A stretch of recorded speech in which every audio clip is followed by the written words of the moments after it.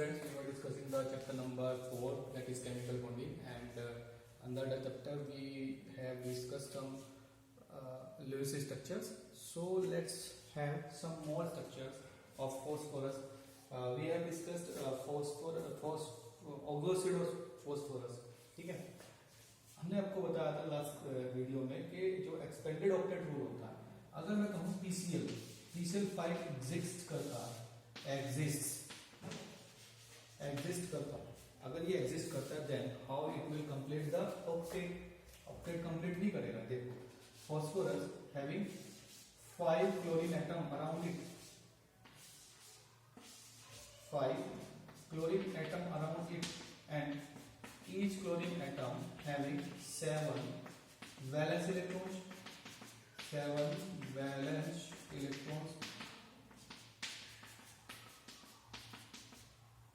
ठीक है। So each chlorine atom will complete its octet and octet. So this equal shading will occur in case of phosphorus also, ठीक है। इस तरीके से ये, ठीक है। So this time phosphorus completing the total 10 electron in the outermost, and the structure is forming as Cl and Cl।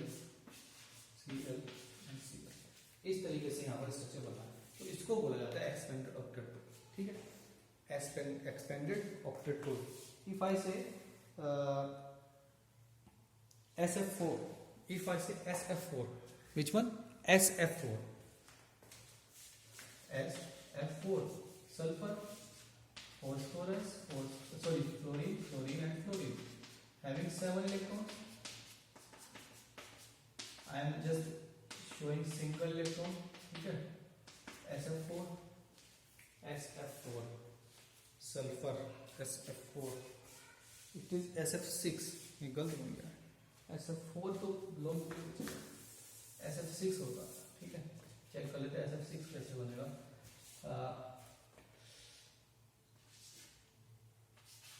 Fluorine and fluorine. चलिए, fluorine के पास 7 इलेक्ट्रॉन होते हैं और उसका मैं केवल 7th इलेक्ट्रॉन शो कर रहा हूँ ताकि यहाँ पे कंजेस्टेड ना हो। सल्फर के मैं सारे शो कर दूंगा, 1 2 3 4 5 एंड 6। तो फोस्फोरस, हर एक फोस्फोरस कितना 8 इलेक्ट्रॉन कंप्लीट करेगा, क्योंकि 7 इसके पास से एक इसने ले लिया। अब हर एक, ये जो सल्फर है, हर एक क्लोरीन से एक ही इलेक्ट्रॉन लेगा भी, तो क्या होगा S6।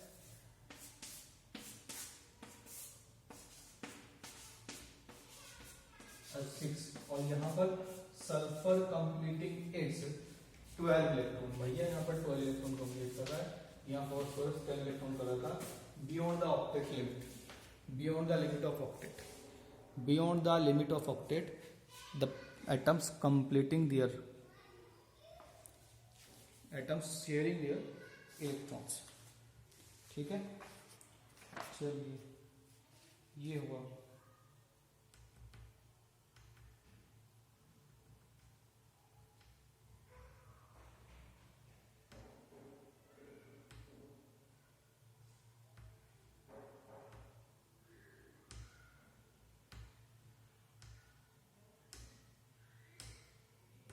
चलिए, एक कंसेप्ट होता है यहाँ पर, अभी फॉस्फोरस पढ़ लिया, अभी सल्फर पढ़ लेते हैं। चलिए, स्ट्रक्चर ही खत्म करेंगे पहले, ठीक है।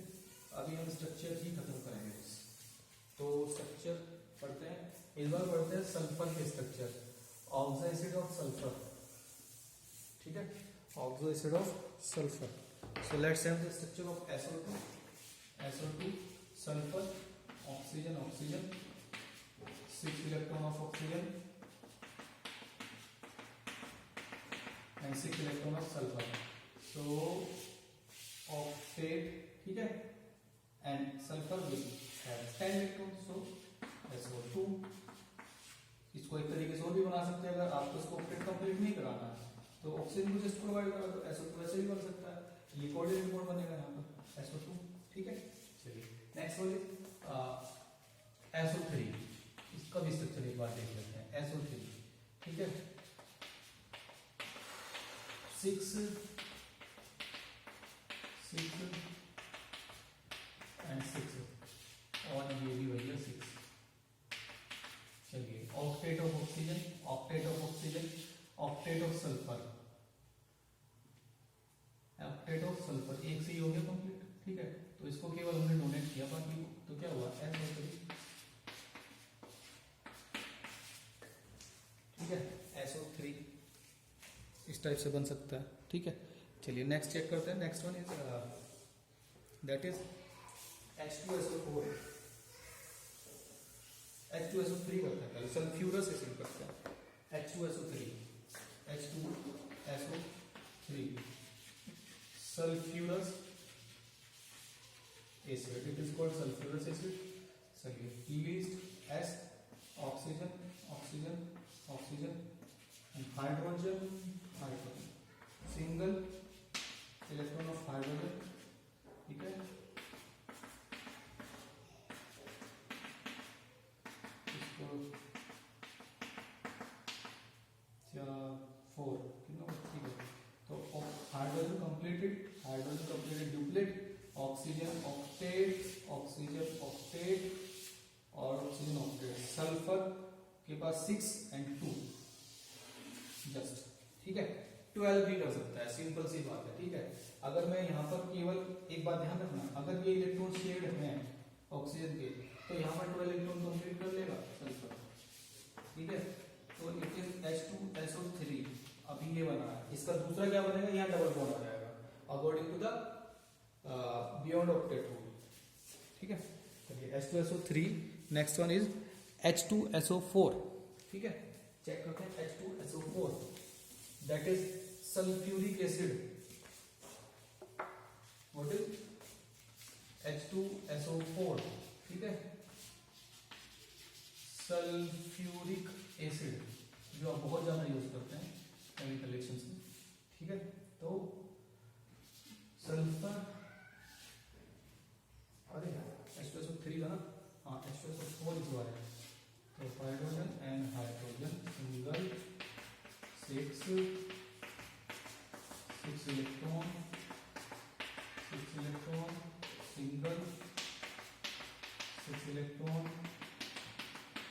6 electron, hydrogen single, hydrogen single, octet of oxygen, octet of oxygen, octet of oxygen and octet of oxygen, ठीक है ना।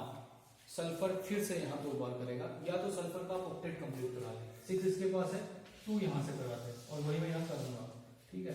तो सल्फर जस्ट इनको डोनेट करेगा और यहाँ पर आपका आ जाएगा कोऑर्डिनेट बॉन्ड, क्या आ जाएगा, कोऑर्डिनेट बॉन्ड, ठीक है। चलिए एक बात मैं बता दूं आपको, तो जितने भी यहाँ पर हाइड्रोजन अटैच्ड हैं ऑक्सीजन से, दे show the acidity of the molecule, ये एसिडिटी बताते हैं क्योंकि ये बॉन्ड ही H पॉजिटिव प्रोवाइड कराता है सबसे पहले, ठीक है। जितना OH होगा उतना ज्यादा एसिडिटी होगा, मतलब ऑक्सीजन के साथ हाइड्रोजन अटैच्ड है, ठीक है। चलिए H2SO4, let's have the next structure H2S2O7, that is called oleum.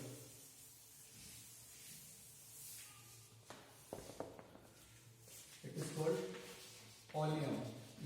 इसको डाइल्यूट करने के बाद हमारे पास आता है सल्फ्यूरिक एसिड, ये सल्फ्यूरिक एसिड बनाने के लिए यूज किया जाता है H2SO7। तो S2 और 1 2 3 1 2 3 7th oxygen in the middle and H2 ये हाइड्रोजन, ठीक है। 1 इस बार मैं डॉट से शो कर दिया, इस बार मैंने डॉट से शो कर दिया है।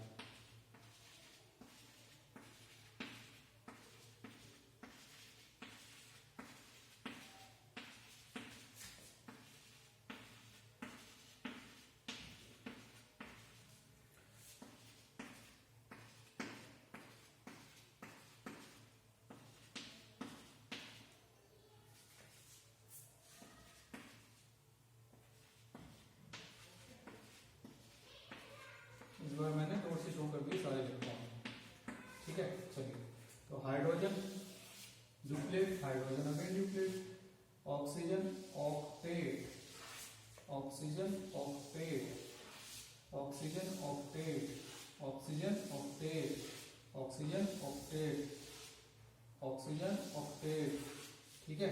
एक ऑक्सीजन और रह गया मिडल में, ऑक्सीजन ऑक्टेट, ये बन गया। अब सल्फर का ऑक्टेट कराना है, सल्फर का ऑक्टेट कराओ, चाहे ज्यादा कराओ, मैं ऑक्टेट कराऊंगा क्योंकि मुझे यही पसंद है अभी, क्योंकि मैंने आपको उसका रीजन नहीं बताया।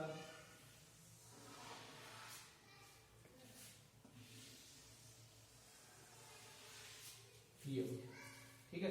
So let's have the bonding structure of H2S2O7, H2S2O7।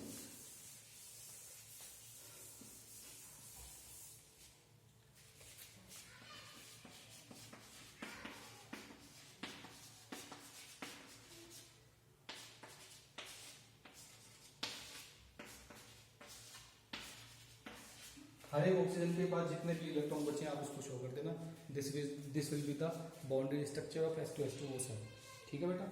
चलिए, you can take the screenshot of this and let's have the last structure of the day, H2S2O8। उसके बाद 8 कर दिया हमने, और फसल भी जैसे आई थिंक इसका नाम देख लेंगे, ठीक है। इजी है बहुत, मैंने मिटाया इसलिए है दोबारा ताकि आपको याद हो दोबारा बनाने के लिए, वरना सेम स्ट्रक्चर थी। क्या होना था, देखो सल्फर कितना है 2, तो इस बार कितना यहाँ पर आपके दो ऑक्सीजन यहाँ आएंगे, 3 यहाँ, 3 और 3 6 और 2 8 पूरे होंगे। 1 2 3 1 2 3 4 5 नहीं 1 2 3 4 5 6 7 8, ठीक है। और हाइड्रोजन लगाने किन्हीं भी 2 ऑक्सीजन पे लगा सकते हैं, लेकिन ऐसी जगह लगाना कि जो दूर हो, पास पास ना, ठीक है। तो सिंपल एक एक शेयर होगा, आपको पता ही है, अभी एक स्ट्रक्चर मिल गया और यहाँ पर क्या होगा, यहाँ पर ऐसा होगा, सिंपल सी बात है, ये बन गया बॉन्डेड स्ट्रक्चर। आप इसको खुद बना लेंगे। So these are the structure of oxidised acids of sulphur and more structure will be discussed in the next classes. So that's all for today and thanks for watching the video.